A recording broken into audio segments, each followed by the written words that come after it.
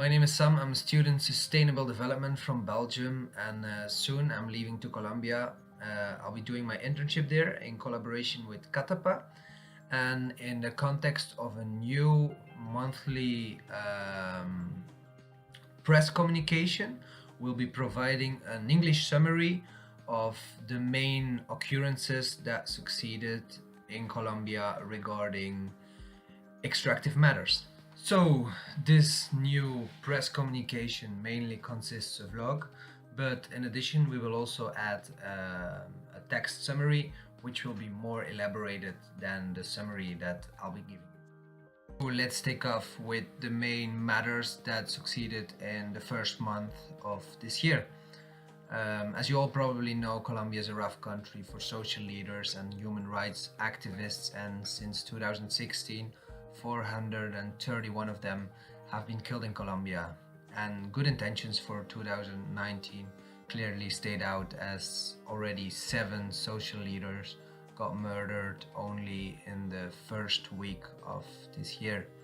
The National Indigenous Organization urges for a much better protection for their communities, and they clarify that since President Duque took office in August, violence against their communities has surged. Second issue. A lot of interesting things happened last month in the small town of Jericó, in the department of Antioquia. First of all, last year the council municipality of Jericó prohibited mining activities through a municipal agreement. But then, last month, the University of Antioquia, a public university, signed a contract of cooperation with the mining company AngloGold Ashanti. Friends of the Earth Colombia says it's very worrying to see that the company actually uses the position of an independent university to greenwash their further intentions for illegal exploration of the Quebradona mine in Jericó. But then, surprisingly or not surprisingly, a week later the course gets suspended because about 60 environmental organizations question in an open letter the intentions of the multinational as a financer of the course, and they furthermore express their worries about the alliance between the public university and the mining company, because the university as a public actor should actually remain critical and independent towards the act of a company. And I have more good news from Jericó, as in the last month of January, a group of 40 farmers went to a platform where the mining company AngloGold Ashanti was still doing some exploration activities, although there was a municipal agreement which prohibits mining activities in the town. And their goal was to remain on the platform until the mayor of Jericó appeared and promised to fulfill the municipal agreement. And a few days later, the mayor of Jericó enforced the mining multinational of AngloGold to leave the territory. So, mission accomplished. Then more news from the other side of the country, in Santurban in Santander.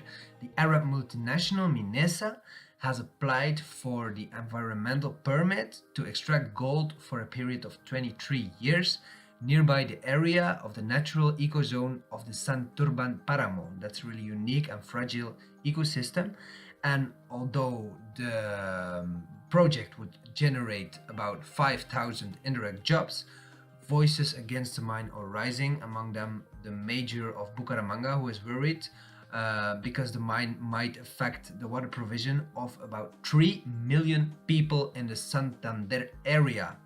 And although there's no permit yet for the project, the company is already investing in housing and infrastructure as if they succeeded to get the permit. Then I have an update on the decision of the Supreme Court to prohibit la consulta popular on environmental issues such as mining and oil extraction. La consulta popular is the famous community referendum which is used to ban mining activities on the territory of a certain community because it's a risk for the community and the biodiversity in the area. And now a group of researchers and and academics of prestigious universities worldwide requested the Supreme Court to recall their verdict on the concerning sentence, and they argue that the consultas populares function as an important participation mechanism which allows communities to solve social and environmental issues, conflicts in a civilized and non-violent way. And they furthermore encourage the court to make an effort to ensure that the results of las consultas populares are properly recognized and given a value in the allotment of the admissions to mining companies. Then I would also like to mention what happened in Brazil at the Brumadinho Dam disaster, the 25th of January. The death toll raised up to 115 by now, or maybe probably more. 248 others are still missing, and thousands of people had to flee their homes due to the mud stream of toxic mining waste. Authorities say there's not much hope left to find survivors, and it exposes once again the risk of big-scale mining projects and an unstrict and weak regulation or supervision by the authorities. And ironically, only 3 days after the disaster, the authorities had to evacuate 24,000 inhabitants in the same area because another dam close by was apparently about to collapse as well.